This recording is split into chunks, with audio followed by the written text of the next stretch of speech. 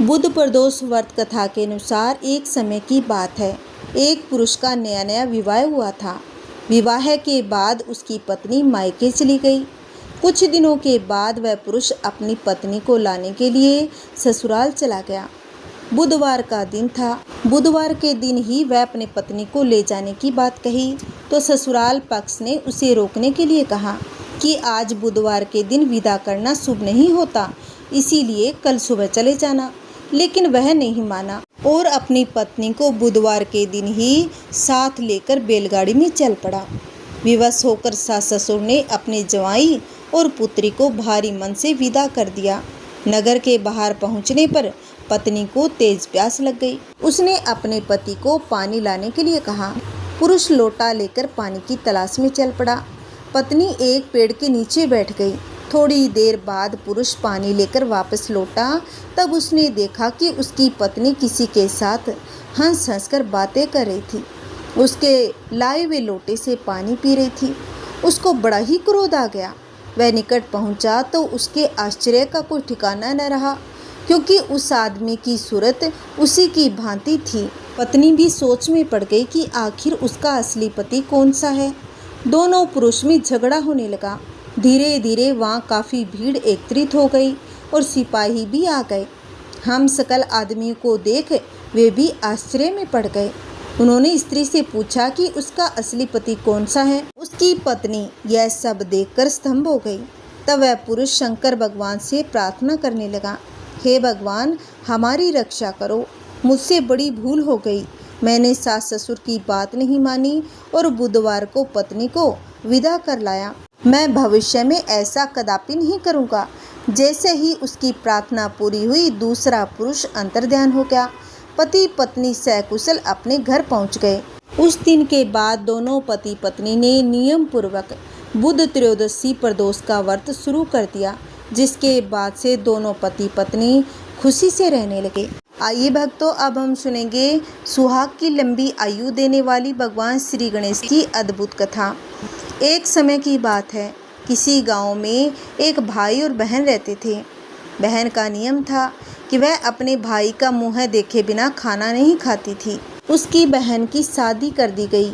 उसकी बहन की शादी ऐसे ही परिवार में हुई जो बहुत ही सीधे साधे सरल स्वभाव के थे, जो अपने भाई के घर जाने से बहन को नहीं रोकते थे। वह हर रोज सुबह उठती थी, जल्दी जल्दी घर का सारा काम करके अपने भाई का मुँह देखने के लिए उसके घर चली जाती। एक दिन रास्ते में एक पीपल के नीचे गणेश जी की मूर्ति रखी हुई थी। उसने भगवान के सामने हाथ जोड़कर कहा कि मेरे जैसा अमर सुहाग, मेरे जैसा अमर पियर सबको दीजिए। यह कहकर वह आगे बढ़ गई। तब घनी झाड़ियों के कांटे उसके पैरों में चुभ जाया करते थे। एक दिन रोज की तरह वह अपने मायके पहुंची और भाई का मुँह देखकर उसके पास बैठ गई। उसी समय उसकी भाभी की नज़र ननंद के पैरों में पड़ी तो भाभी ने पूछा कि आपके पैरों में क्या हो गया है। उसने जवाब देते हुए कहा कि आते वक्त जंगल की घनी झाड़ियों के गिरे हुए कांटे मेरे पाँव में चुभ गए हैं। इतना कहकर वह अपने घर वापस ससुराल लौट आई। तब उसकी भाभी ने अपने पति से कहा कि आपकी बहन के पैरों में कांटे चुभ गए हैं, कल फिर से ना चुभे, इसलिए आज ही आप रास्ता साफ करवा दो।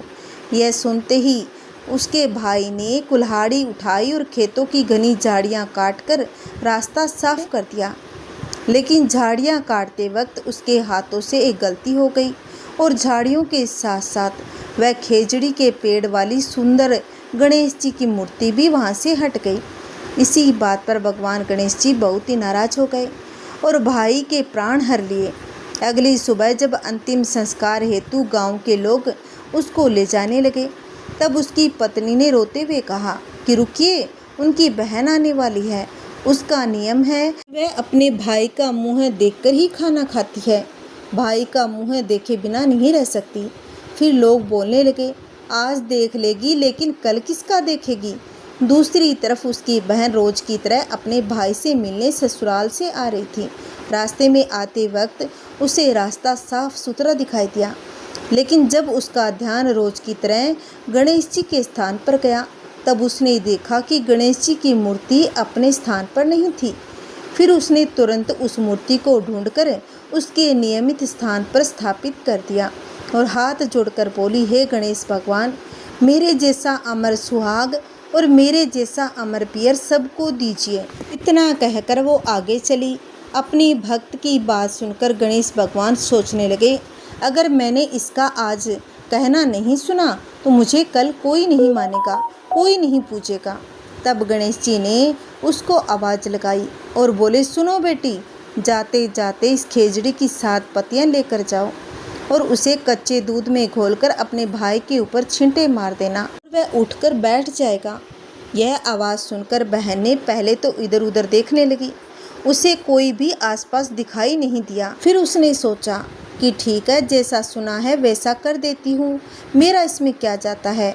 वह खेजड़ी की 7 पत्तियां तोड़कर अपने भाई के घर चली गई। मायके पहुंचकर देखा कि भाई के घर गांव के लोग इकट्ठा हुए थे। भाभी बैठी रो रही थी, सामने भाई का पार्थिव शरीर रखा हुआ था। फिर उसने तुरंत ही सुनी हुई उस आवाज़ के हिसाब से खेजड़ी की 7 पत्तियां कच्चे दूध में घोलकर भाई पर छींटे मार दिए। उसके बाद बड़ा चमत्कार हुआ। गणेश भगवान की कृपा से भाई उठकर बैठ गया और उठते ही वह अपनी बहन से कहने लगा कि बहन, मुझे तो बहुत ही गहरी नींद आई थी। यह सुनकर वह बोली, भाई, इस तरह की नींद भगवान किसी दुश्मन को भी ना दे। बाद में उसने अपने भाई को पूरी कहानी बता दी। तभी भाई ने भगवान गणेश से क्षमा मांगी। हे गणेश भगवान, इस कहानी को पढ़ने वाले, सुनने वाले, हुंकार भरने वाले सभी पर अपनी कृपा बनाए रखना। बोलिए गणेश महाराज की जय। आइए भक्तों, अब हम सुनेंगे शिव पार्वती संवाद, बहुत ही सुंदर कथा। एक बार माता पार्वती भगवान शिव के साथ भूलोक पर भ्रमण करने के लिए निकली। विश्व में अनेक स्थान घूमने के बाद माता पार्वती थक गई। उन्होंने भगवान शिव से थोड़ी देर विश्राम करने के लिए कहा। भगवान शिव ने विश्राम करने के लिए हामी भरी और एक पेड़ के नीचे विश्राम करने के लिए बैठ गए।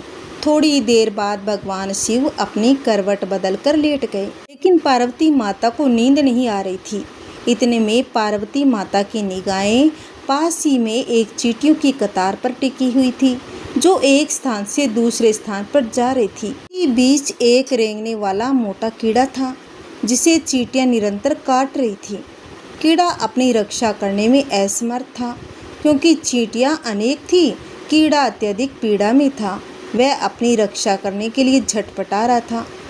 माता पार्वती यह दृश्य देख बहुत ही दुखी हो गई, क्योंकि माता पार्वती से कोई दुखी हो तो देखा नहीं जाता। वह कैसे भी करके उस कीड़े की रक्षा करना चाहती थी, लेकिन खुद उसकी सहायता करने में असमर्थ थी। तो माता पार्वती ने कीड़े को इस समस्या से निजात दिलाने के लिए भगवान से आग्रह करने लगी। भगवान शिव ने उठकर जब उस कीड़े को ध्यान से देखा तो उन्होंने माता पार्वती को समझाते हुए कहा कि इस कीड़े पर अपना ध्यान मत दो, यह किसी पीड़ा में नहीं अपितु अपने कर्मों का फल भोग रहा है। लेकिन पार्वती माता तो नहीं मानी। वह बार बार भगवान शिव से उनको इस दुख पीड़ा से दूर करने के लिए आग्रह करने लगी। पार्वती माता अपने कोमल हृदय से इस कठोर और पीड़ादायक दृश्य को देखकर काफ़ी दुखी थी। उन्होंने भगवान शिव से उस कीड़े की पीड़ा को दूर करने के लिए लगातार प्रार्थना की, लेकिन भगवान शिव भी इन्हें बार बार यही समझाते रहे, इस कीड़े पर अपना ध्यान केंद्रित मत करो, यह अवश्य ही अपने द्वारा किए हुए कर्मों का फल भोग रहा है। फिर भगवान शिव ने माता पार्वती का ध्यान भटकाने के लिए कहीं दूसरे स्थान पर चलने के लिए कहा, ताकि उनका ध्यान वहां से हट सके। लेकिन माता पार्वती ने भी उस कीड़े को पीड़ा से मुक्त करने की जिद कर रखी थी। वह बोली, जब तक इस कीड़े की पीड़ा नहीं मिटाओगे, मैं यहाँ से कहीं नहीं जाने वाली। भगवान शिव मजबूर होकर उस कीड़े की पीड़ा मिटानी पड़ी। भगवान शिव बोले, पार्वती ठीक है, मैं इसका कष्ट मिटा दूंगा, अगर बाद में यह कुछ गड़बड़ करे तो मुझे कुछ मत कहना। माता पार्वती ने कहा, ठीक है महाराज, पहले आप इसका कष्ट तो दूर करें। फिर भगवान शिव ने अपनी शक्तियों से उस कीड़े को राजा और चींटियों को उसकी प्रजा बना दी। उनके लिए एक बहुत सा सुंदर नगरी बना दी, जिसमें राजा का आलीशान महल था। अब यहाँ से उस राजा की वास्तविकता शुरू हो गई, जिस कारण उसे कीड़े के रूप में पीड़ा मिल रही थी। अब जब सब कुछ बनकर तैयार हो गया था, तब भगवान शिव ने उस राजा को, जो पहले कीड़ा था, से कहा कि भाई अब तू अपना राजपाट संभाल, हम तो चलते हैं। लेकिन राजा अपने व्यवहार से बड़ा ही घमंडी और दुराचारी था और एक चरित्रहीन व्यक्ति निकला। उसने माता पार्वती की सुंदरता पर मोहित होकर उनका हाथ पकड़ लिया और भगवान शिव का यह कहकर अपमान किया कि तू एक योगी, वन वन भटकने वाला, एक साधारण सा ब्राह्मण, भला तेरे साथ यह सुंदर स्त्री कैसे रह सकती है? इस सुंदर स्त्री की जगह तो मेरे महल में है, जिसे मैं अपनी रानी बनाऊंगा। इतनी सुंदर स्त्री एक राजा के घर ही शोभा देती है, तो वह मेरी रानी बनकर रहेगी, ना कि एक साधारण व्यक्ति से योगी की, जिसे ना अपने आज का पता ना कल का। अब मेरी बात सुन और यहाँ से चुपचाप चला जा। भगवान शिव ने राजा को बहुत समझाने की कोशिश करी और बोले, यह तो मेरी पत्नी है, तू अपना राजपाट संभाल, तुझे हजारों रूपमती सुंदर स्त्रियाँ मिल जाएगी। भगवान शिव ने उसे बहुत समझाने की कोशिश की, लेकिन राजा अपनी जिद पर अडिग रहा। तो भगवान शिव ने कहा कि ठीक है राजा, तुम इसे अपनी रानी बना लो, मैं तो चलता हूँ। यह बात सुनते ही माता पार्वती भगवान शिव के चरणों में गिर पड़ी और बोली कि स्वामी, आप मुझे इस दुविधा में छोड़कर कैसे जा सकते हो? भगवान शिव ने कहा कि पार्वती, मैंने तुमसे पहले ही कहा था कि मैं इसका कष्ट तो मिटा दूंगा, लेकिन बाद में अगर यह कुछ गड़बड़ करे तो तुम्हें मुझे दोष नहीं दोगी। माता पार्वती बोली, हे नाथ, मुझे क्षमा करो, जो मैं कर्म सिद्धांत को नहीं समझ सकी, मुझे माफ़ कर दो। मैं सब बातें समझ गई। यह घमंडी और चरित्रहीन मानव अपने पिछले जन्म के कर्मों का फल भोग रहा था। इस क्रूर मानव ने अवश्य ही अपने जीवन में अनंत पाप किए होंगे, जिसका दंड इस कीड़े के रूप में भुगतना पड़ रहा था। माता पार्वती की बात सुनकर भगवान शिव प्रसन्न हो गए। चाहे पार्वती ने जिद करके ही इसका कष्ट मिटाना चाहा, परंतु अब वह कर्म सिद्धांत को समझ चुकी है। फिर भगवान शिव ने अपनी शक्तियों की प्रस्तुतियाँ पहले जैसी कर दी। राजा को वही कीड़ा और प्रजा को वही चींटियाँ बनाकर उसके कर्म सिद्धांत को उसके हाल पर छोड़ दिया। अब माता पार्वती भी खुशी खुशी भगवान शिव के साथ अपना भ्रमण पुनः आरंभ करने लगी। अतः शिव ने पार्वती के अनुरोध को स्वीकार कर लिया। उस कीड़े को एक सुंदर रूप दिया। उन्होंने उसे एक सुखी जीवन का आशीर्वाद दिया और कहा वह अब कभी दुखी नहीं होगा। यह कहानी हमें यही सिखाती है कि हमें हमेशा दूसरों के प्रति दयालु, सहानुभूतिपूर्ण होना चाहिए, खासकर उन लोगों के प्रति जो दुख में हैं। हमें यह भी याद रखना चाहिए कि हमारे कर्मों का परिणाम हमें भुगतना ही पड़ेगा, इसीलिए हमें हमेशा अच्छे कर्म करते रहना चाहिए।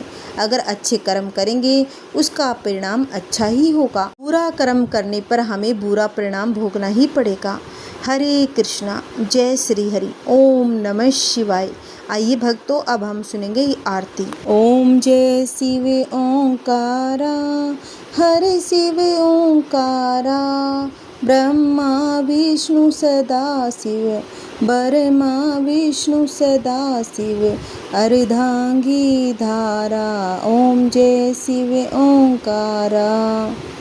एकानन चतुरानन पंचानन राजे, हंसानन गरुड़ासन, हंसानन गरुड़ासन, वृषवाहन साजे। ओम जय शिव ओंकारा।